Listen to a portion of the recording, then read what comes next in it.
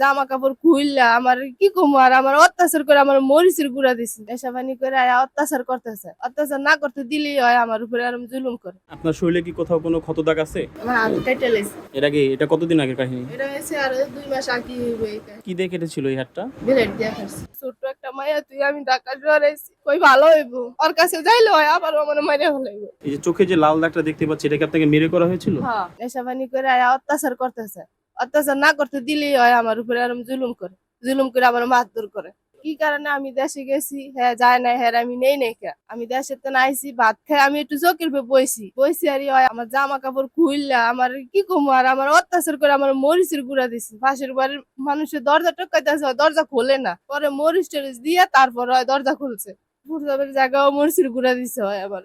আজকে 5 বছর ধরে সংসার করতেছি, এই অশান্তি অশান্তি দেশ গরম, এই অশান্তির কারণে আমি ঢাকা শহরে আইছি। আমার ছোট্ট একটা মাইয়া তুই আমি ঢাকা শহরে আইছি কই ভালো হইব, হ্যাঁ ভালো হইতাছে না, এই নেশা পানি কইরা যাই মারধর করে। আমি দেশ তো নাই বইয়া হারি না, এত আমার এত অত্যাচার করে গলা টিপে ধরছে, তারপরে যে থাপড় দিছে আবার মাটি ফালাই দিছে, আমি বাইরান ধরছি দরজা ইয়া করে পর আমার ফাঁকার ফালাই দিছে, দিয়ে আমার এই অত্যাচার করছে। আমার মরিচ টরিচ সব এবারই খালাম্মায় আমার এই দোয়ায় হচ্ছে দিছে মরিচ টরিচ। তো দেখছি আর গা মোষ্ট হয়েছে, ওরা ধোয়াইছি বসাইছি, যেটা তোকে দেখছি এটা আমি মিশতে কথা কম করে। রাইতে 3টা একটা এরকম বাজে মারে, কেউ কি এরকম আইয়ে ফেলার রুমে আজকে মারছিল, সবাই দরজা টাকা দরজা খোলে না, কয় কিছু হয় না কিছু হয় না, এটা কয়ে দরজা আটকে তো আমার মারতেছে, আমি চিকর দিতে আসি ম্যানেজারে দরজা ফিটায় দরজা খুলেই না, পরে মারামারির পরে যাইয়া তারপরে দরজা খুলছে।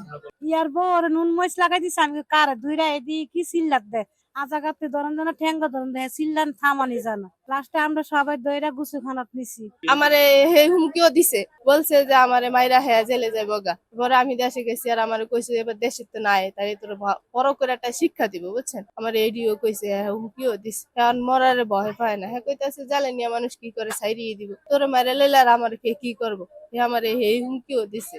আমি আর ঘর করতে চাই না, শাস্তি বলতে আর শাস্তি দিলে তো কিছুই করাবে না, আমি আর জীবন থেকেই ছেড়ে আইতাম চাই। কারণ আমার জীবনটা আমার মায়ের লিগে আমার জীবনটা বাঁচানোর অনেক দরকার। কারণ আমার মায়া ছাড়া তো আর আমার কেউই নেই, ওর কাছে যাইলে হয় আবার আমার মাইরে হলে। আমার যা মনে হয় হ্যাঁ যে মেজাজ আজকে আপনারা ফয়সালা করে দিয়ে যাবেন, খাইবো 2 দিন পরে আবার ঠিক যাবো। বাড়ি ঘর দুয়ার সব বেচা ফেলাইছে জানেন, 3টা গাড়ি আছিল, 3টা গাড়ি এই জুয়া খেললা বেচা ফেলাইছে, এরপরে দেনা ফেনা কইরা সব ভরাই ফেলাইছে। পরে কি করবো, খায়া না খায়া কি জিন্দিগি কাটান যায়, পরে এই দেশেতে বাইরে এলাম, পরে নিয়ে এই বাইরে এসি, ওই বাইরে আইবো না, পরে ওরে নিয়ে বাইরে এসি, যে দুইজনে মিলা সংসার কাজ কাম কইরা মায়ের একটু ডাঙ্গর হইবো, দেশ গ্রামে ঘর বাড়ি আছে যামু, যে ঘর সংসার করবো। না টাকা না থাকলে তো পাগল হয়ে যায়, কেমনি জুয়া খেলবে, এটা হচ্ছে দেশের কথা বুঝছে। দেশে আরাম জুয়া খেলতে যাইতো, জুয়া খেলতে যাইতে দিতাম না, যাইতে দিতাম না, তারপরও মারধর করতো, টাকা পয়সার লেগেও মারধর করতো। জুয়া গাঞ্জা খাওয়াই না মানুষ তো জানেন কিরকম, ঋণের মন মানসিকতা থাকে অন্য রকমের। পরে এই কয়দিন সহ্য করেন যায়, একদিন আপনি কি 2 দিন। পুলিশের কাছে কোনো কমপ্লেইন করেছেন? না করিনি পুলিশের কাছে, এরপরে এই জায়গায় আয়া আর কি করছিলাম, পরে পুলিশে আয়া বুঝে শুনে দিছে যে যেমনি হোক ভালোভাবে সংসার মংসার করো। তো আমিও কইছি যে একটা মাইয়া আছে, মাইয়াটার মহির মিল ছায়া সংসার মংসার করি। 3-4 মাস ভালোই ছিলাম, এখন আবার হে আগের মতন হয়ে গেছে। এই সংসারটা চলে কিভাবে মনে হয়?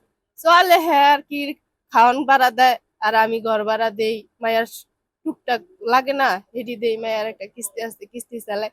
হ্যাঁ ঘর ভাড়া দেয় না, হ্যাঁ খাওয়ানি হ্যাঁ আর হিমশিম খাওয়া যায়, এরপরে দোকান ভাড়া বাকি থাকে হ্যাঁ আমার দিতে হয়। আর বাবা মার লগে হ্যাঁ আর কোনো যোগাযোগই নেই, আর ভাইরা বোনেরা যদি ফোন দেয় তাও ধরে না। হ্যাঁ একজন নিজেরে নিজে অনেক মনে করে, অনেক বড় মনে করে নিজেরে নিজে, ভালোটা না কাজ করে।